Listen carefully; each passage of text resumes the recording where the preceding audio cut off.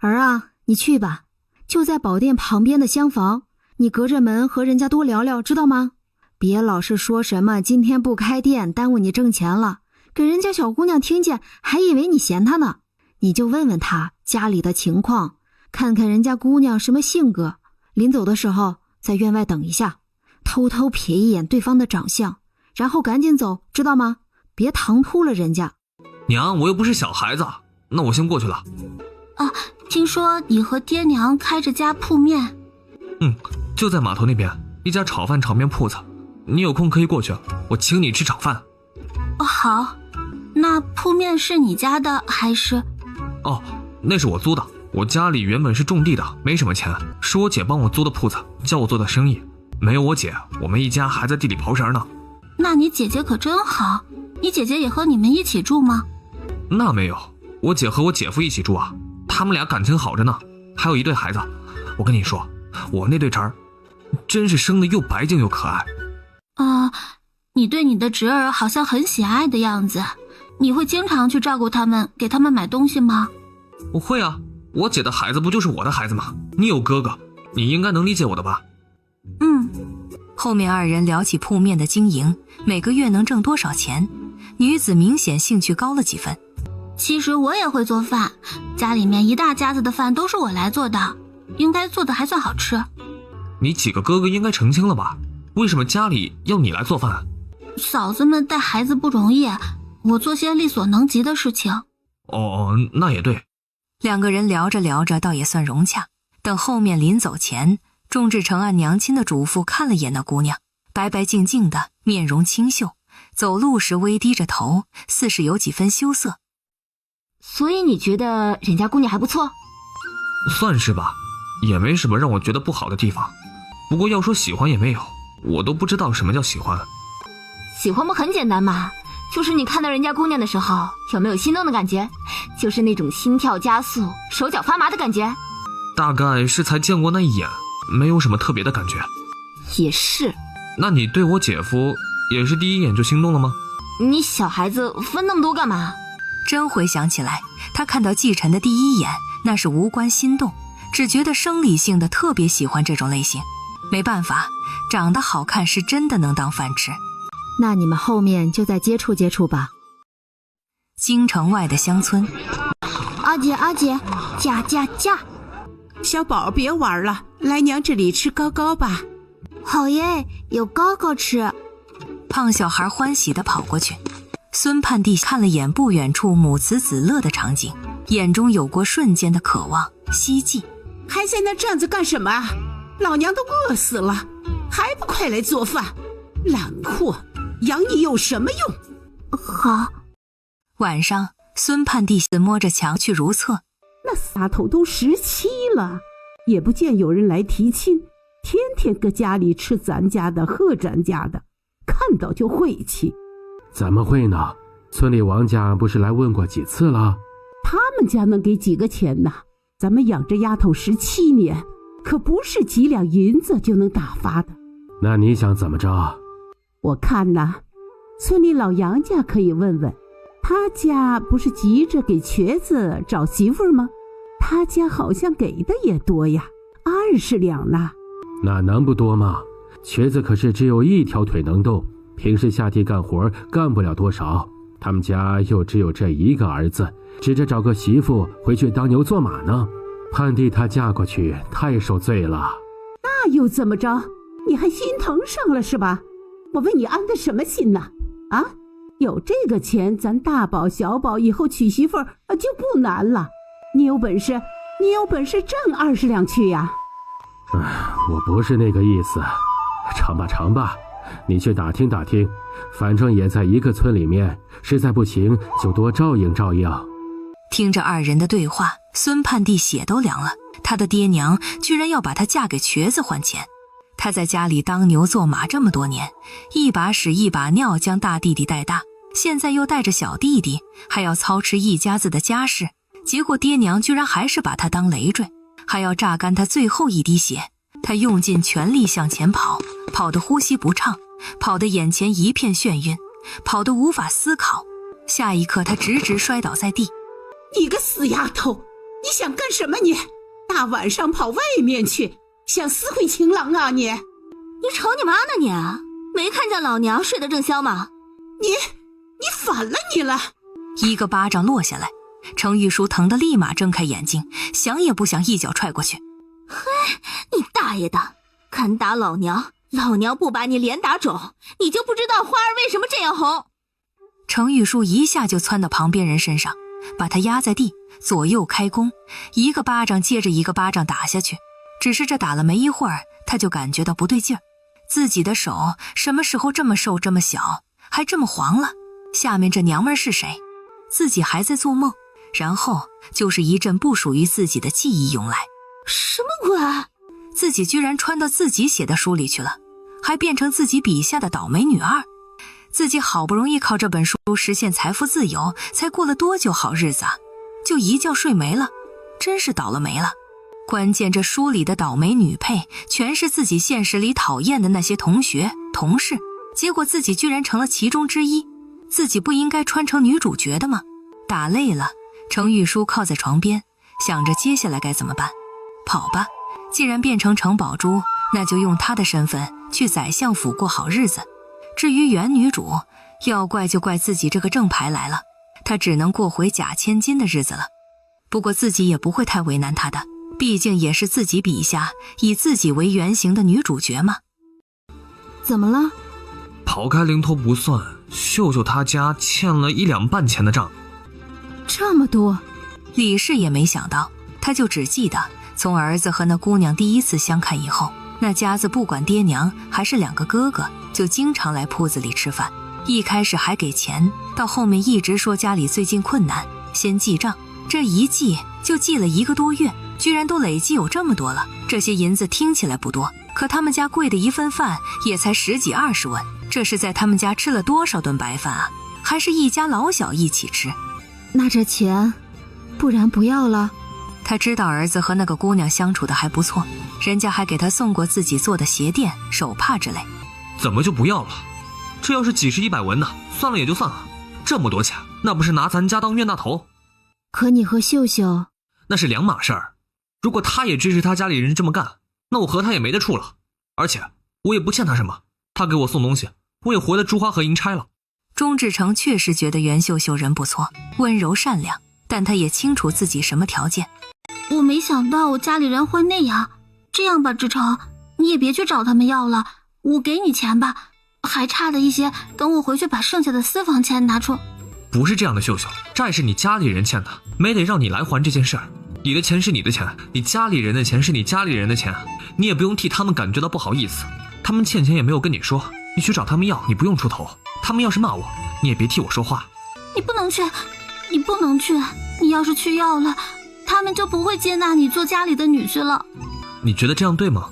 我当然知道这样不对，可我能有什么办法呀？志成，我喜欢上你了，想嫁给你，你就不能为了我妥协一下吗？看着女子的盈盈泪光，钟志成有些心疼。就这一次，下不为例。他话刚说完，袁秀秀就欣喜地扑进了他怀中。钟志成赶紧推开他，咱们还没成亲，不能这样。志成，谢谢你，谢谢你体谅我。秀秀，我只是个普通人，我的能力有限。袁秀秀身子一下僵直了。我明白，我不会再让你为难的。不是你让我为难，你应该明白我的意思。哟，这是哪位大人物回来了？怕不是又翻门进来的吧？那样多不符合您的身份啊！未来的状元郎陈世美。季晨愣了下，嘴角漾起一抹笑意，但是忍着没有笑出声音来。夫人，我回来了。年前市长刚走，我就立马往回赶，后来终于在过年前到了家。关我什么事儿啊？谁管你什么时候回来？你就是不回来我也无所谓，我一个人多爽啊！跟个没事人一样，听着就讨厌。我知道夫人你生我的气，气我没经过你允许就去见外人，气我违背承诺，一直到现在才回来。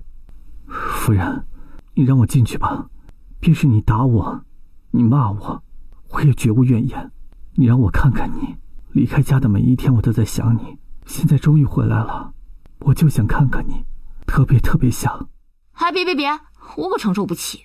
现在这么会说甜言蜜语呢，都是谁给你调成这样的？季晨哭笑不得，生气的夫人固然可爱，可真是叫人难以招架。我说的都是真心话，宁儿，你就让我进去吧。我不，你别说今晚了，就是明晚、后天晚上，我都不可能让你进来的。你滚回小屋睡去吧，我要上床了。季晨强忍着喉咙间的痒意，咳了2声。宁儿，你不让我进去也没事，我会一直在门口等你，等你原谅我为止。你一刻不原谅我，我就站一刻；你一时辰不原谅我，我就站一时辰；你一天不原谅我，我就站一天。哇哦，那你好棒棒哦！吓唬谁呢？你不睡我还要去睡呢。钟宁哒哒哒的就往床边走，怕冷着2个孩子，只敢稍微掀开点被子，睡在最外侧，好凉。他听着外面噼里啪啦的声音，眼睛睁得圆溜溜的，耳朵高高竖起，像一只守卫地盘的猫儿一样。可恶啊！这狗男人不会真在外面站着吧？以他的性子来说，他能做得出，绝对能。以为在演什么追妻火葬场偶像剧吗？还要顶风冒雪的站门外，直到我原谅他。他刚才那咳嗽真的假的？他真病了？应该是，毕竟是一路赶回来的，吸了不少冷风吧。那他不要命了？真就生命诚可贵，爱情价更高？怎么办？要去给他开门吗？哎呀，钟宁，你冷静一点，心疼男人就是你不幸的起点。反正现在离天亮没多久了，过会儿他娘就要醒了，他娘肯定会让他回屋的。啊，对，就是这样。哎呀，就是这样个头啊！钟宁掀开被子，又哒哒哒地跑回去了，猛地把门拉开。门外季晨的脸看不清楚，只能看见他身上积了一层薄薄的冰雪。夫人，我就知道你会心软。他话没说完就直直地跌了下去。钟宁赶紧接住他，将手落到他额头的那一刻，烫得让他心惊。婆婆，快起来，你儿子要不行了。唉，现在的年轻人就爱仗着自己身体骨好乱来，看看这不就出事儿了。他呀，这是舟车劳顿，加上长时间浸了风雪导致的高热，这几天你们得好好看着他。要是他醒了，意识正常还好，就怕一个不慎烧成傻。总之你们多多留意着，有什么情况赶紧来找我。第3天，你终于醒了。这家伙，你知道我这段时间有多害怕吗？我就怕你醒不过来，我就怕你变成个傻子，给我来个烂俗的失忆梗，我就怕变成个寡妇，他说了半天，季晨都没有开口。你还记得我是谁吗？你说话呀，说话呀！婆婆，儿子，可是你不好了，星辰他变成个傻。我说不出话。钟宁赶紧给他倒了温水，又喂他喝了药汁。怎么样，感觉好点了吗？季晨点点头，手一直紧紧握着钟宁的手。好多了，辛苦夫人了。他摸了摸他眼睛下的乌青。别摸了，也就是变成国宝了。都怪我。可不是，你给小宁添了多少事儿？他白天要看着你，晚上还经常惊醒，非要过来接班让我回去休息。你昏迷这几天，娘都吓死了。要是没有小宁在，这个家我看就完了。不是，其实季晨他之所以病倒，我知道，多亏了夫人，幸亏有你在。晚上，钟宁刚想上床睡觉，季晨伸手挡住。我如今病着，你别和我一起睡，免得过了病期。对啊，那我去和2个孩子睡，规矩还挺多。我前2天不就和你一起睡的吗？也没有怎么样。不过这样也行，这人病好了，可就不代表我原谅他了。冷战还是要好好冷的，不给他点教训可不行。不然，夫人还是留下吧，我一个人孤枕难眠。谁管你？姑娘，你还记得我吗？城隍庙那个。啊，是你啊，不好意思啊，我刚才还真没想起来。啊，对啊，对，我们可以进去坐一下吗？你进来可以，那2位怕是要在外面等一下，不然叫人家看了误会。其实钟宁连这女的都懒得搭理，但想着说不定以后是弟弟的岳母，便捏着鼻子放人进来了。这外头还下着雪，不然还是让他们进来吧，院门开着不就是了？下了吗？啊，就这点啊，我才发现呢。不过是大半天才会落1、2片到脸上的程度。这进来也是站在院子里，没什么区别吧？反正都是在室外。你要是没事儿，还是先回去吧。我和婆婆有事儿要忙。有，怎么会没有事呢？今儿个是有什么事儿吗？那不是昨天志成来我家送了点肉和点心，我们这想着回礼，刚好我们家在老家村里头还种了一点薄地，收上来一些红薯、白菜，就摘了一些来送给你们，可不要嫌弃啊。我弟去你们家了。他怎么觉得那事不像是他会做出来？都没定关系呢，送什么东西？没，是托我家姑娘把东西带过去的。你说说，一个男娃子脸皮那么薄，是怎么回事啊？不像我家孩子，看上哪个姑娘，那都是大大方方的去追求，给人家花钱，人家遇上什么事立马过去解决，那真是跟傻子一样，特痴情。哎呀，说真的，我们家呀一直在等着他托媒人上门讲亲呢，但是这孩子呀也没一个动静，还以为他没看上秀秀呢，结果又送东西来，还是那么老大一块肉。他这是真有心了。周宁没吭声，讲亲不讲亲的，还轮不到他这个姐姐来说什么。你们这也挺客气的，还亲自上门送东西。你们回送一下志成那边就行，还给我们也送。那不是我家2个孩子懂规矩吗？想起来志成还有个姐，不能厚此薄彼了。周宁看了眼那2个篮子，这篮子上盖的布都没顶起来，估摸着也没多少东西。对了，小宁的相公呢？我听说是一个读书人，这才刚过年就回去读书了。那倒没有，我儿最近病了一场，在房里头休养呢。人现在就站在你窗户那儿。中年女人下意识回头，就见窗户那站着个一身白衣，脸白的像纸，乌黑头发随意散落的人，只把她吓得哀叫一声。我的妈呀，有鬼！老奶奶，你还喜欢坐地上吗？那可不行啊，地上凉，你会被冻死的。我经受过专业训练，一般不会想，除非忍不住。你才动！中年女人差点就骂出了声，还好关键时候她忍住了。那什么，我没有想到小宁，你相公气色这么差，被吓到了。他这是怎么了？生了什么病啊？情况严重吗？用不用我帮忙？我们老家那块有一个赤脚大夫，你别看他是搁乡下行医的，人还是很有几分本事的。是给人喂符水那种本事吗？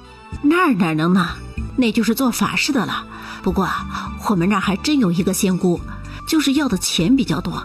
我和他认识，我可以让他少要一点钱，不过可能要你们给点银子，我先给他买点礼物，也不多，2两就成。钟宁无语望天，是把他们当傻子了吗？这不用了。继母语气也冷淡了很多，毕竟没有当娘的喜欢听这种话。我儿的身体已经好的差不多了，就是还需要调理几天。真的吗？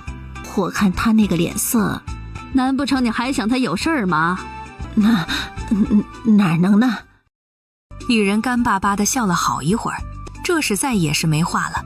小宁啊，我知道志成听你的话，你可得多给他说说，他要是真相中我家秀秀了，那就早点把事情定下来。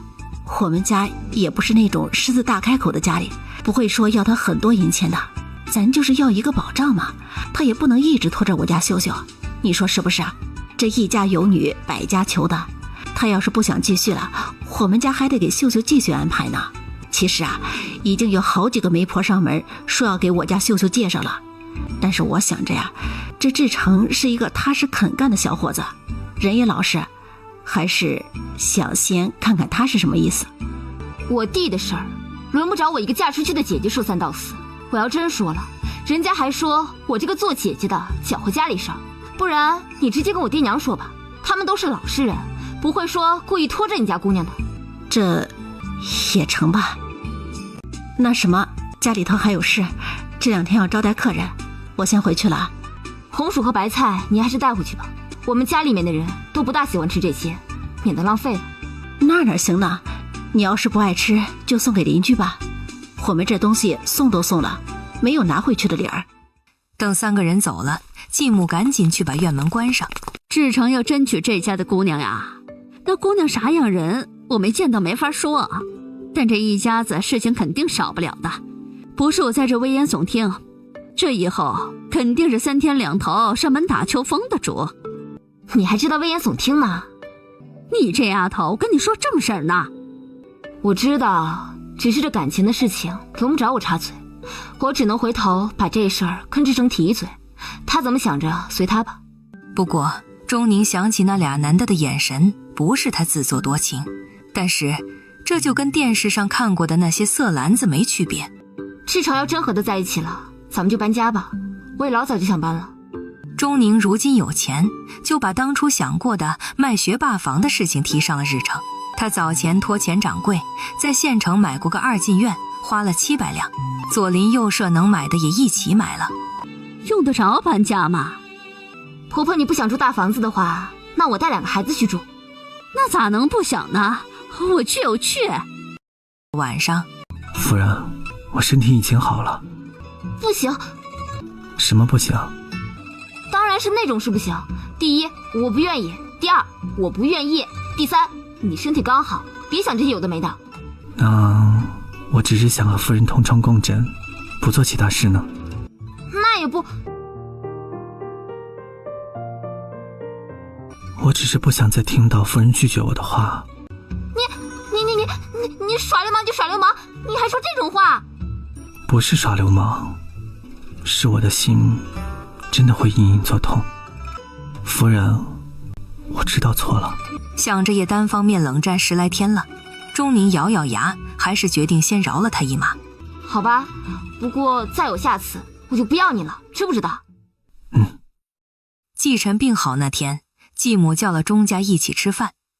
我不知道怎么说，我和秀秀的事，我觉得我和他的相处不对，但我也不懂。咋了？过年的时候，秀秀找到我，让我买点东西给他爹娘送去，我没答应。我不知道那样是不是没有礼数，只是我真的不喜欢他家里人，他们家人在咱家店里吃了很多白食，我看到他们就厌烦。我不愿意买，结果秀秀用自己的私房钱买了，还以我的名义送了我觉得压力很大。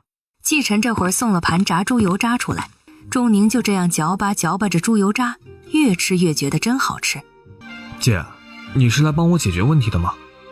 我帮你啥？先不说你对他啥感情我不知道，我要是说不行，你以后后悔了找我怎么办？我要是说行，你忍着，以后你忍不住还来找我怎么办？尊重他人命运，放下助人情节，懂不懂？我这次主要是跟你说，前几天你这个相看对象他娘和2个哥哥来我这儿了，带了红薯白菜，回头带走了，大概是被我气着了。什么？他们怎么知道姐住哪里的？这我还要问你呢，是不是你不小心跟那个姑娘说了，你把自己住的地方透露了不就行了？说我这干嘛呢？没得给我添麻烦。我没有啊，他倒是问过一嘴，你是不是住镇上？我说是，后面就没有了。可能是因为我之前他娘来送红薯白菜时候拉着我说了半天话，我一个不小心就说漏嘴了。不过我也没说女儿女婿你们具体住哪儿，只说了大概位置。难道他们一家一家打听的？这可太过分了。钟宁也不甚在意这件事，只是跟钟志成说一声，让他心里有个数。等这次回去，我就把话和秀秀说明了，我不会和他在一起。你可别说是因为我担不起。不是啊，其实我心里面早就有答案了，只是我不敢开口，是我太懦弱了。那你可得说清楚点儿，别叫人家姑娘觉得你只是在拿她寻开心，该给的补偿也要给一些，毕竟人家和你相处了也不少时日。我知道，我会好好想清楚的。秀秀，你是个好姑娘，只是我们2个并不合适，我们还是到此为止吧。为什么？我哪里做的不好吗？还是你在顾虑我家里人的事儿？我会努力让他们改正的。如果是我做的不好，你尽管说，我都会改。和秀秀你无关，你说的对，是因为你的家人，但也不全是，还有我自己的原因。我不知道什么叫喜欢，我也不知道喜欢一个人是不是真的愿意为他克服一切困难。如果是的话，那我不喜欢你，因为我没有办法去克服横在我们两个人中间的你的那些家人，我没有那个能力，而且我想象不到我们两个人的以后成亲生子，我都想象不到。秀秀，如果两个人的关系变成一种折磨，变成不知前景的迷茫，我想我们还是应该早点终止，这样对我们两个人都好。不，我不同意，对我来说不好，一点都不好。我光是想到和你分开，不能再见到你，不能再听见你的声音，我就受不了。志成，我知道我家里人很过分，我知道他们给你很大的压力，但是没有什么坎是过不去的啊！大不了我们两个人私奔，我愿意和你走。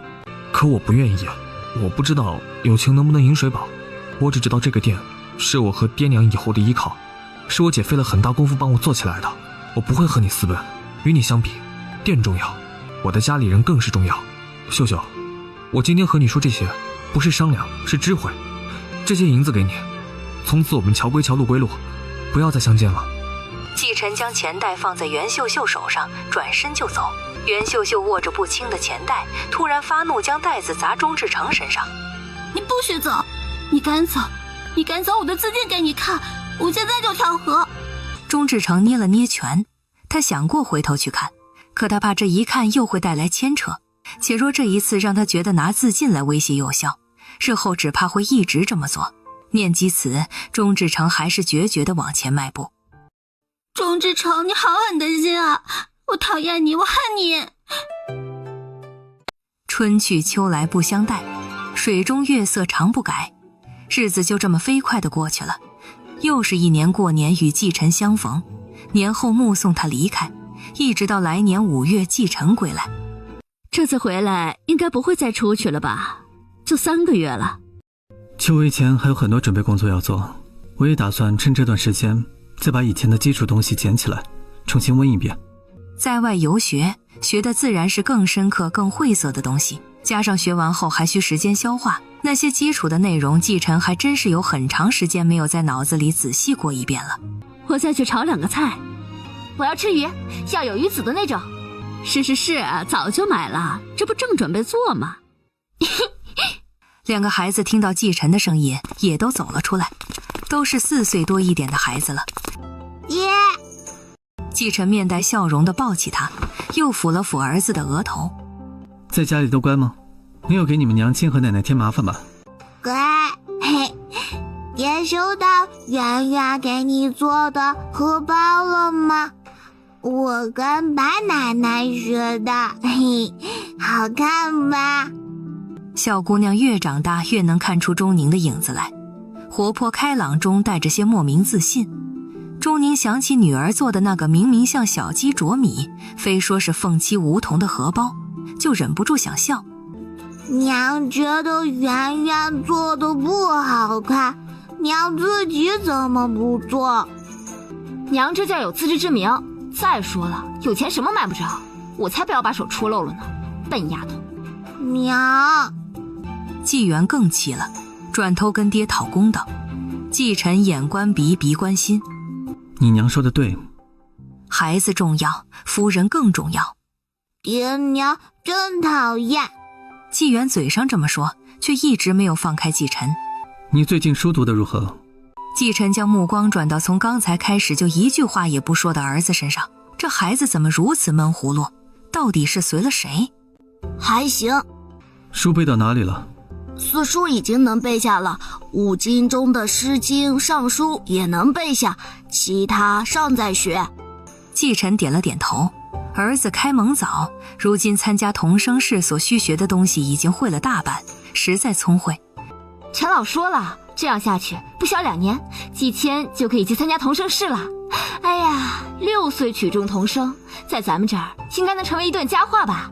到时候我就是小天才的娘亲了。难道不是进士夫人更叫人羡慕吗？那不一样，儿子是我从无到有见证培养出来的，更值得骄傲嘛。我也是夫人花钱供养出来的，夫人不能厚此薄彼哦。到底在比什么呀？都骄傲行了吧？不过我跟你说啊，我可不满足于什么进士夫人啊，我都跟你说好几次了，我要当状元夫人。为父会努力的。季晨回来的早也是有原因的，不仅是秋闱要准备的东西多，他还需提前去与县里的时任官打个招呼，让对方先记住他的样貌。大人，你一定要明察，这个徐不言他根本不是个书生，他是一个商人啊，他背地里经营好几家书铺呢。是啊，我们2个是他哥，我们不想被他连累，所以才检举他的。您可一定要相信草民呐。这一天终究还是来了，那被围着的时任官又烦又心惊。他刚刚已经确认过这2个书生的身份，这个还给他塞了个不小的红封，谁知道后脚就出了这么档子事。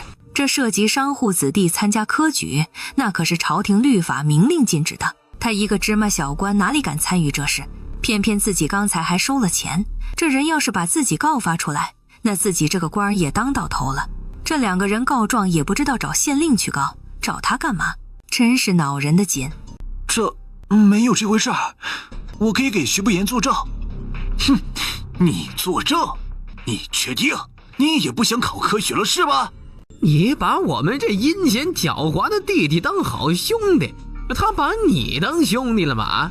他应该没告诉你他背地里经商有万贯家产的事情吧？啊？你以为他家里有钱？是，他亲爹也是我们老爹，这里是有钱，但他早800年前就被过继出去，养他的是他舅舅，他舅可是一个地里跑色的主，你觉得他能供得起他这种奢靡富裕的生活吗？林胜闻言如遭雷击，这些他都不知道。他呆呆地看着徐不言，就见后者对他勾了勾嘴角，眼神十分坦荡。徐不言是没和林胜提起过，倒不是不相信他，只是这小子胆子小，真让他知道估计要担心的整宿睡不着，所以他只和季晨提起过这事，那才是胆大心细能藏能担得住事儿的人。我不知道，但我就是能作证，我和徐不言同窗1年多时间，日日结伴同行，除了睡觉其他时间几乎都在一起，我从未见过他有任何与经商有关的行径。这下轮到徐不言惊讶了，林胜担负了整个林家的期待，他自己亦是把科举取士视为人生目标，如今却为了替自己作证，不惜拿科举资格来赌。这傻小子怎么还和在学院时候一样？你作证有什么用？我们这儿也是有证据的。时任官这会儿只觉得头痛的紧，只想把这些人打发到县令那儿去，可他又不知道该怎么说。确认身份这事，还是双方对簿公堂比较好。在这里，除了引起百姓围观，并无什么好处，也不够正规。诸位以为如何？对，说得太对了。季晨，你竟然也是今日来拜见任时官，咱们兄弟3人果然有缘呐。季晨，你也替徐不言作证吗？他分明就是无辜的。季晨面不改色，他无不无辜，我比谁都清楚。徐不言你啊，真是把一个良家妇男害苦了。你就是季晨？季晨点了点头，又将目光转向状况外徐不言的2个兄长身上。我替不替徐不言作证先不必说，只是这县衙怕是要2位与我们一起走一遭，莫给任士官大人添了麻烦。这一届丰长县学学子不少，任士官大人还得在这里继续确认学子身份，应是没有功夫在这断案。对，时任官立马顺坡下驴，对季晨的印象也是极好，不愧是暗手，看看人家多会做人。去就去，我们可不怕。就是啊。谢县令都要气笑了，时任官怕惹祸上身，他不怕是吧？堂升得很快，徐不言的大哥、二哥也准备得很充分。他们收买了一个曾经因为账目作假被徐不言驱逐出书铺的老掌柜，那老掌柜手上还有徐不言给他写的信。大人可以比对信里的笔记和徐不言现在的笔记，保管一模一样。谢县令找了专门的人去看，徐不言的笔记自是要他当场去写段文字，他是可以作假的，只是这种临时变换的字迹很别扭，也和他昔日写的笔记完全不同，那样反而印证了他做贼心虚。所以徐不言毫不犹豫地就用他惯常的笔法写出了惯常的文字。徐不言的二哥头伸得像龟一样，就像担心谢县令会偏袒徐不言似的。大人看到了吧？字迹一模一样啊！要说一模一样也不是，毕竟老掌柜手里的书信是几年前的了，字迹上显得十分稚嫩，和现在徐不言的笔迹只能说10之7、8的相似，但明眼人还是能看出是一个人所写。加上老掌柜十分详细地说出了当年他和徐不言在什么情况下约见，又说了些什么，可谓是证据十分充足。谢县令既头疼又惊讶，头疼的是徐不言做事太不谨慎，惊讶的是在这件事上徐不言从头到尾好像一点反抗的意思也没有，就连季晨直到现在也没有任何表示。徐不言，我的好弟弟，你还有什么话好说的？你要是一心参加科举，考取功名，大哥二哥都是十分支持的，我们也会以你为骄傲的。可你却非要做这种违背律法的事，大哥二哥没法看着你把自己把全家人拉进火坑。趁着现在尚未造成严重影响时，我们不得不把你检举出来。是啊，可惜了徐姨娘，她那么以你为傲，在你身上寄予了全部期望。哎，也不是，这铺子是徐姨娘给你的，她一个后宅妇人实在糊涂啊，她不知道读书人不能经商，你还能不懂吗？啊！二人一唱一和，说的在场多数人只感觉十分虚伪恶心。看徐不言不吭声，二人在得意之余又将目光落到一旁面色煞白、身形微颤的林胜身上。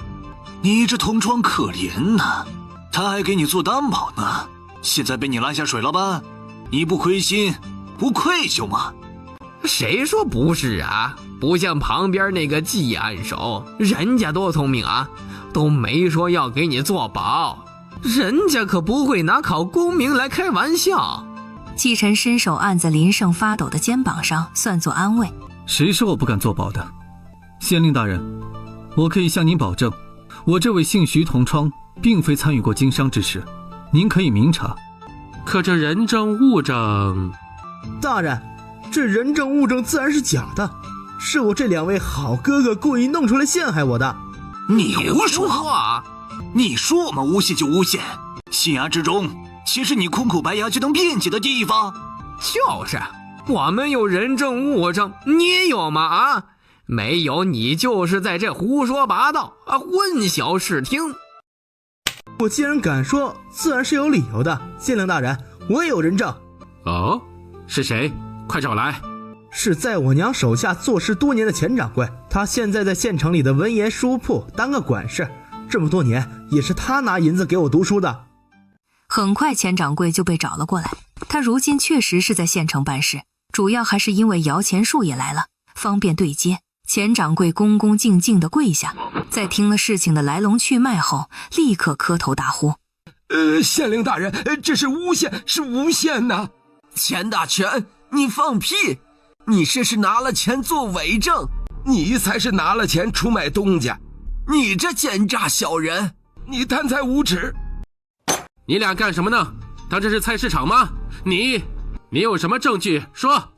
就是，我可是有书信为证的。什么书信？这个呀，不是我写给你的吗？你胡说什么？你连冒名顶替这种脱罪方法都想得出，你不想活了吧你？你写的什么丑字儿，我能不知道？什么叫我写的丑字？我字哪里丑了？这不就是我写的这丑吗？你放屁！这是徐公子写的。你放屁！徐东家就不会写字。徐掌柜读书人怎么可能不会？徐东家明明是后宅妇人，你说谎，你要遭天打五雷轰。我没说谎。说那么多废话，上纸笔不就行了？对，你有本事写啊！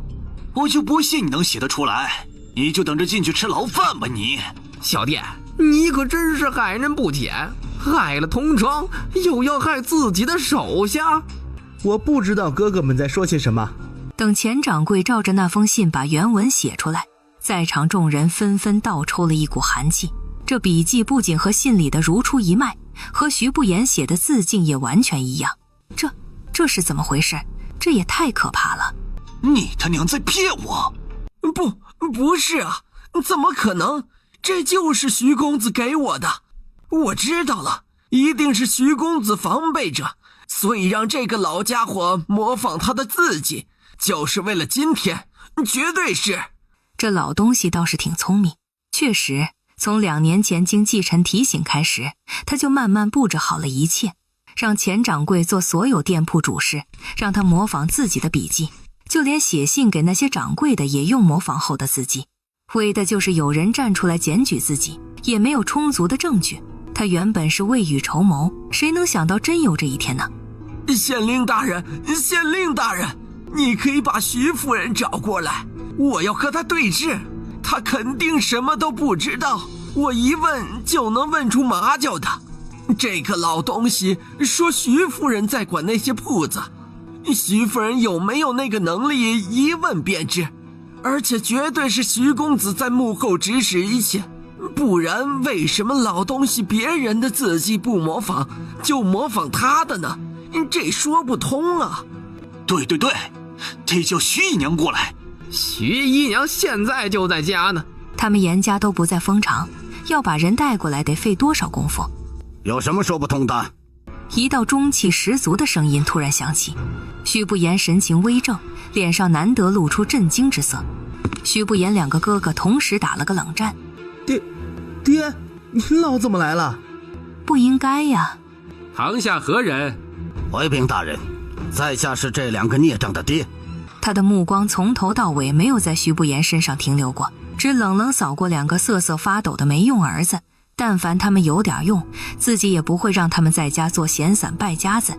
大人，这2个孽障不知受了谁的蛊惑，来这里告我这早就过继出去的儿子。草民与您实话实说，让钱大权模仿他自己的正是草民，只因家里这几个儿子太无用。我总想着，若是徐不言哪天不读书了，也能让他回来帮忙经营家业，让钱大权模仿自己，便是给他先铺垫些名声。只是我没想到，他能一直坚持念书到现在，往后草民不会再这样自私，不会再叫人模仿他的笔记。徐不言身体一震，他没想到会听见他这个从来没正眼瞧过自己的爹说这种话。爹，你怎么能把家业给这小子继承呢？我们才是跟你姓的儿子呀，才是跟你一条心的呀。严父直接一人一脚。滚！我没有你们这么蠢这么阴毒的儿子，咱们回去再算账。这下案子算是结了，3个企图诬陷他人但未遂的一人20大板，拉进去关一段时间再说。其实谢县令根本就懒得管这个事，他不蠢，能看出一开始确实是徐不言在管书铺生意，但这些与他无关。这黄只要他们能圆得好就行。丰长好不容易出几个秀才，虽不都是本地人，但从丰长县学出来，也代表着丰长的学风。若能考中进士，自然有自己的一份功劳。我还未去任事官那里报道，就不陪你们了。我和吉兄一起。他是个有眼色的，人家父亲儿子好久没见了，指不定有很多话想说呢。自己在这儿耽误人家父子团聚。我也走了。等一下，你不用逼我不急。当初我把你送出去，我便也没想过借你的光。说的好像你想借我就会给一样。徐不言冷笑，果然不能把这家伙想得太好了。刚才是他脑抽了来帮自己，现在指不定已经后悔了。我知道，只是没事的时候，你要是有空，还是多回家去看看。你娘她心里惦记着你，惦记着猪猪。猪猪是徐不言的女儿。成，等我考完试就回去。离考试不剩多长时间了，你保重身体，不要只顾闷头读书。考试要带的东西，如果有难买的，可以回家拿。回家？哪个家？徐不言很想嘲讽一句，但终归没有说出口。我知道，我不蠢。6月中旬，季晨和钟宁便出发前往徽省下面的泸州。季晨这次便是要在这里参考。路上钟宁没事的时候在那想，我以前还真不知道古代也有省，直到看了某个电视剧说过2京13省，才知道这古今的行政区划也是有很多相似之处的。他又跟季晨算起，徽省往下有10个州，每个州假如每次院士都录30人，那就是300人。院士是3年2次，那就是3年会有600个新秀才。按3年一乡试，每次徽省只录50人，那就是550个人落选。这还是每3年就有这么多人，长此以往累计，数量真是难以想象。不过也不是所有人都会继续往上考，考试既要花钱，又要精力充足，最主要的是备考充分，真正会去的并不太多。每次乡试，省里合计应该有3、4千人参考。啊？那之前你那个方师兄不是说几万人？周宁已经忘记他叫啥名了。他在给自己挽尊罢了。虽不是所有人都会去，但也确有一直执着考试的人。我朝就出过一个86岁的举人，往下还有83岁、79岁的。别的不说，我还是很羡慕他们这么长寿的。不过我也能理解，古代的举人和现在考公上岸，那也是差别很大的。毕竟县令和基层办事员，季晨并不能理解周宁心里想的那些东西，他只知道自己这个夫人对于自己考中举人、考取进士，不，准确来说是状元执念很深。这位老爷夫人，今天就在这儿休息吧。季晨拉开车帘，外面天色已经有些暗了。为什么呀？夫人，你有所不知，咱们同州府这边山多，像李府城这么近的地方还好，那些偏僻的地方有时候不安全嘞。是山里有野兽还是？我听说最近又有山贼出没了。官府不管吗？管啊，可也得找得着人呢。山多嘛，你看看四面到处都是山，这些人多狡猾，躲进去就找不着了。俺之前还在想，那些山贼指不定就是山下面那些种地的，没钱了就进山打劫。你说的也不是没有那个可能。咱不行走水路？这一段走不了水路，没有那样四通八达的路线。但我和徐不言、林胜他们已经约好了会合地点，他二人家中都有护卫的家丁，可以护送我们过去。你早说呀！早说我直接雇几个壮汉，不对，雇个镖局护送咱们。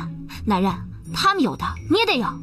季晨嘴角微扬，对钟宁这样霸道的语气不仅不反感，反而喜欢得很。咱们这里没有什么镖局，雇人的话，只怕那些人会起疑心，还是等徐不言他们吧。钟宁一想也是这么个理，还是你思虑周全。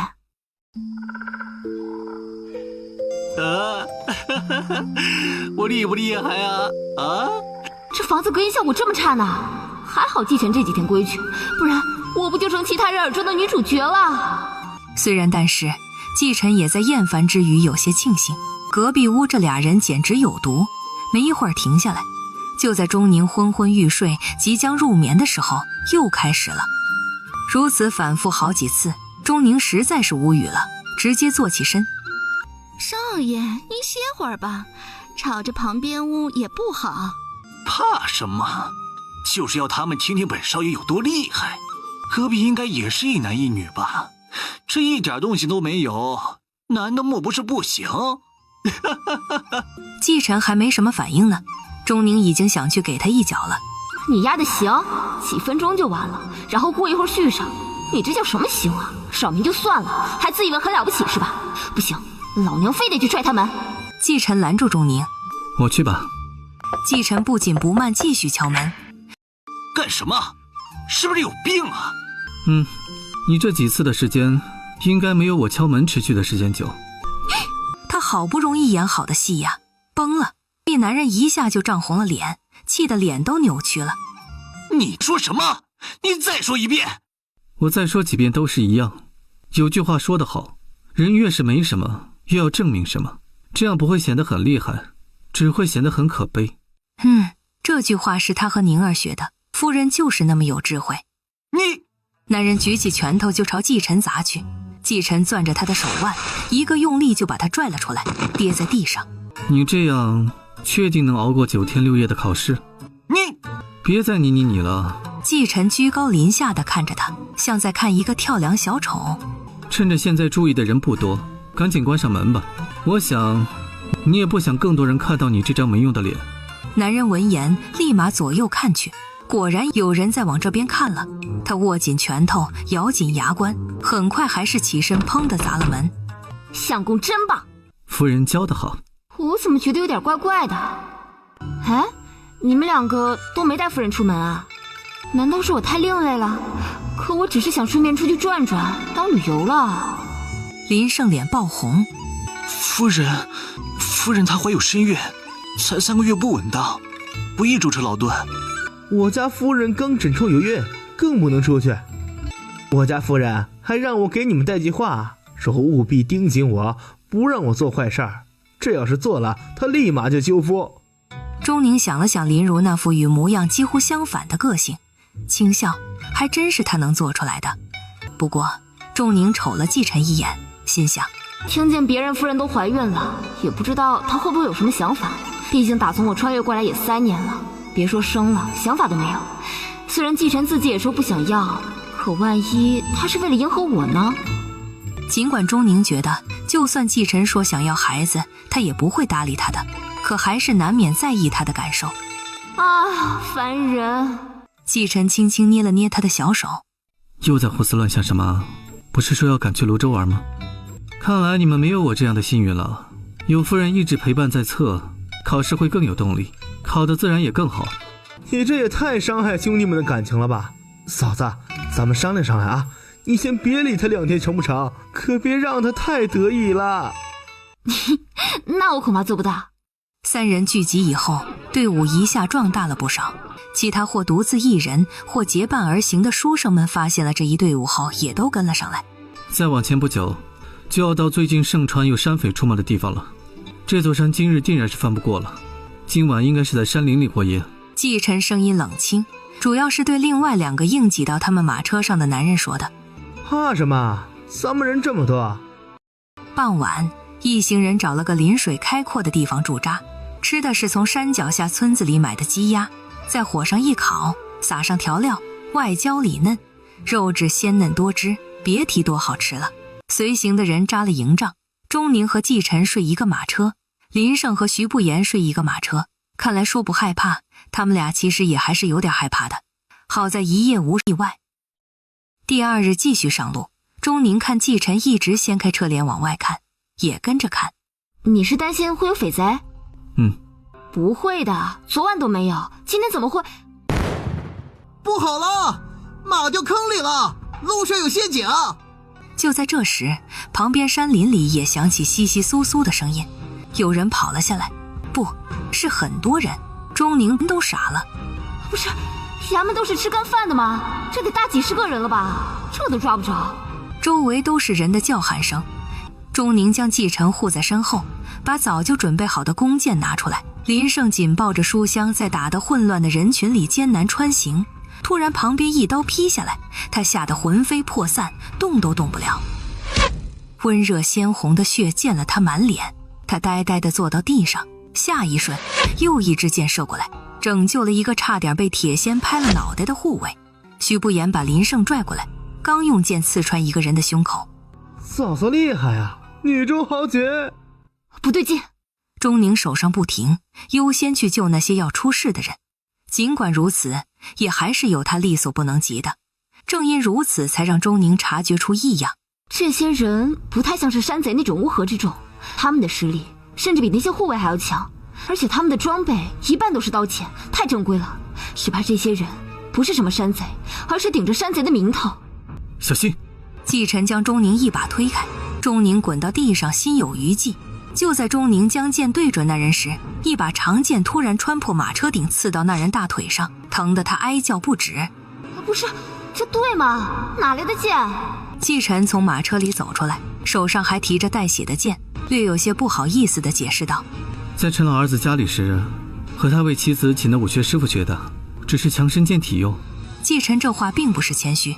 后面山贼发现他们这边有钟宁这个有力后援，纷纷冲了过来。人多目标也大，钟宁直接从1支箭变成拉3、5支。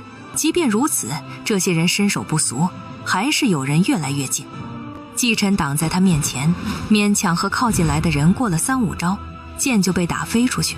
徐不言倒是会一些武功，可他自顾不暇，只能眼睁睁看着季晨、钟宁2人被围。第一人剑刃落下，季晨直接将钟宁推回到马车里。那一瞬，钟宁身上的血都凉透了。他怎么能看着他受伤呢？就算只是伤到分毫也不行，他还要去参加科举，还要拿状元呢。季晨！钟宁大呼，前者脸上露出淡淡笑意。没有什么比自己爱的人更重要。千钧一发之际，一把匕首竟直接扎穿那人的脖子。我还以为你这女人有个3头6臂呢，看来还是有力所不能及的地方。也好，就等本王还了你当日的恩情了。男人勾了勾手指，箭雨纷纷落下。钟宁赶紧把季晨拽马车里，车帘拉得死死的，伴随着箭头插进布料里。钟宁瞪大眼睛问：这谁啊，这么装逼？也不知道林胜和徐不言有没有事。他们俩应该没事，徐不言还是会些拳脚的，人也灵活。很快外面就没了动静。钟宁拉开车帘，一抬眼就对上男人笑眯眯的双眼。这么长时间没见，郑夫人的剑术还是一点不弱。当初若是跟了本王走，这如今也该名扬京城了吧？你是？周文婉脸上的假笑瞬间消失，变成想要杀人的冷笑。女人，你是故意说这话引起本王注意吗？男人，你好油啊！不说就算了。他赶紧从另一边下了马车，去找徐不言和林胜2个人。本王是当朝五皇子周文蕊。周文婉下意识伸出手想要抓住钟宁的手腕，却被季晨按住。他微言怒目回望，季晨亦是神情一片清冷。周文婉这才反应过来，自己旁边这个女人可不是自己的手下，她是他人的夫人。这样的认知让他一瞬间感觉到了不爽。身为皇子，少有人和事情能脱离他的掌控，他想要的也未有得不到的道理，只是他也没有疯到夺人所好，还是这种好的程度。你这书生胆子倒是不小，只是没有用在合适的地方。你刚才若是为保护他这样挺身而出，本王或许能高看你一眼。他想起周文婉是谁了，未来的皇上嘛，但那和他没关系。他现在抱人家大腿，除了有想吃回锅饭，跑去给他当女杀手、女护卫的意思外，没有任何意义。再说了，这种霸道总裁古代版，你不搭理他，他指不定还更瞧得上你。这当然不是仅他一人的特性，男人嘛，大多数就是这样贱出的。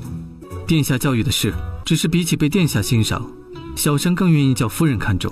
夫人愿意保护我，喜欢看我依赖她的样子，那是小生的幸运。小生也喜欢她那英武果敢的模样。小生也没有想到会遇到这样危急的情况，以后自当努力习武，也成为能保护她的人。周文婉牙根一酸，他是有切实的人，但那些与爱不爱的无关，顶多就是还算喜欢的程度。他也没想过夫妻之间还有这样的相处方式，还真有男人以被女子保护为荣，真是丢人啊！你们2个没事，真是太好了。周文婉突然觉得没意思，自己来救他，他都没有这样惊喜，反而为了2个平民如此高兴。嫂子，您可真是太厉害了！我真没想到你还有这么一手绝活，那剑术太强了。说是没有嫂子出手相助，我现在应该已经不在了。嫂子就是我的救命恩人，请恕我一拜。钟宁赶紧拦着：哎别，你这样我要折寿的。对了，先去看看其他人怎么样吧。事后清点了一下，钟宁他们这辆马车的车夫一直躲在马车下面，倒也没什么事。这次护送几人的护卫折了2个，重伤3人，其他也有不同程度的伤。那些随行想有个依仗的书生折得更多。钟宁见此景，再笑不出来了。五皇子心善，应该不会不出手相助吧？你还挺会使唤本王。这都是你周家的无辜百姓啊，殿下忍心看他们出事？忍心的很。只是这话他没法说出口。把这些人都带走，去往附近的医馆治疗。送走伤者，几人还是要继续赶路，只是路上又多了周文婉和他带的侍卫。钟宁看周文婉坐在黑色高头大马上，穿着银色旗装，好不威风凛凛，只觉得有点胃疼。不是你说都是我周家的百姓吗？我当然要负责保护好你们的安危，只是你别忘了，如此这般，你又欠了我一份恩情。我救了你一次，护送你们又是一次。欠什么欠？还想我替你卖命啊？想都别想。不过想起那批山贼，钟宁又觉得哪都不对劲。这些人该不会是追着你来的吧？我看他们一点都不像山贼，倒像是训练有素的刺客。就他们那2下子，还不配称之为刺客。只不过也确实不是一般的山贼，是有人好吃好喝好武器供出来，越是这时候，越是有人想搞点乱子恶心人。这一乱就有人可以借此挣点功劳，露露脸。又是那一套朝堂风云呗，那就和我一个弱女子没关系了。钟宁重新坐回去，车帘重新拉上，看不到钟宁那张生动活泼的脸蛋，周文婉感觉出了几分无聊。说到生动活泼，他想起宰相府也多了个别人口中真性情不做作，有什么说什么的所谓真正的相府千金，穆非还有心让自己与他多接触接触。周文婉想到那张脸，明明也是喜怒哀乐分明，偶尔还会露出几分娇嗔姿态，模样也不差，可为什么感觉上差别这样大呢？怎么了？哪里不舒服？季晨伸手抱住他。我不想夫人和其他男子说话，这样是不是有点太过分了？可我就是不想，我会嫉妒。你怎么回事啊？怎么说话茶里茶气的？不过爷就喜欢你这样的，那就答应你吧。一个两个的，拿我当乐子是吧？关键你们两个，男的不像男的，这女的不像女的，这对吗？晚上一行人吃的是周文婉侍卫们打来的猎物，其中还有人想和钟宁比剑术的。钟宁露出被弓弦累破的手心，我倒是想，就是手疼，改天的吧，一定让你们输得心服口服。季晨抓紧了他的手，什么时候伤的？自己居然不知道，自己居然只顾着争风吃醋，连关心他照顾他都没有做到。没事儿啦，其实一点也不痛，我也是刚刚才注意到的。我带你去包扎。你们有那药吗？本王这里倒是有上最好的金疮药，不但能愈合伤口，又能不留疤痕，就是不知道你们需不需要。要个屁，看你这欠儿灯。那就烦请殿下赐药了。周文婉看着季晨，眼中的嘲讽与不屑不加遮掩，后者回视着他，没有一丝退却。哼，去把白及玉露膏拿过来。陛下，那个就一点儿。让你拿过来。是。周文婉直接将那小小的青玉罐递到钟宁眼前。不收？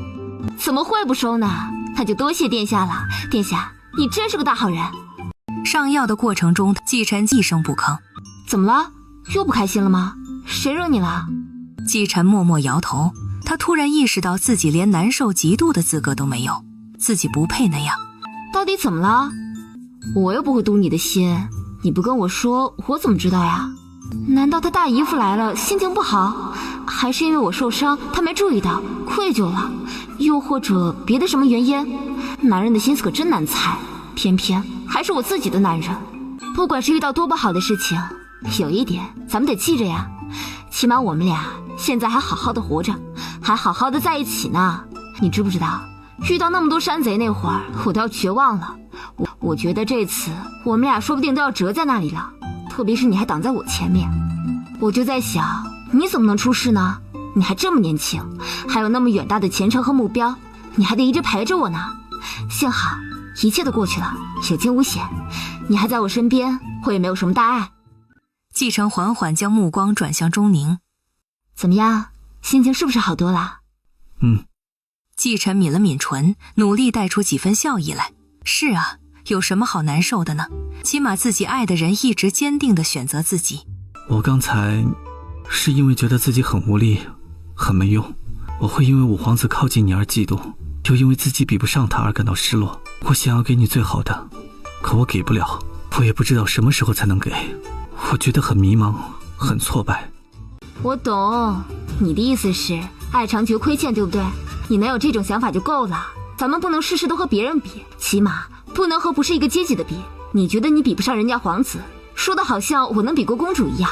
咱们就是普普通通的夫妻啊，其实也没那么普通，毕竟我有钱你有才，这样就已经很好了。当然我也不是让你就这么满足了，但一口吃不成个胖子，你也不可能一下就变成特别牛逼的人，肯定是要慢慢来的呀。当前你不用想那么多，你就先想着我把这个襄氏暗手拿下，然后到会氏暗手，再到状元，以大三元为目标努力就行。虽然咱们没有投胎成皇亲国戚，但咱们可以努力做上反正你懂的。哎呦，差点说大逆不道的话了，我这颗脑袋可得好好保护好。季晨伸手抚了抚钟宁的侧脸，让他离自己更近。他的心里很温暖，没有一刻像现在这么温暖。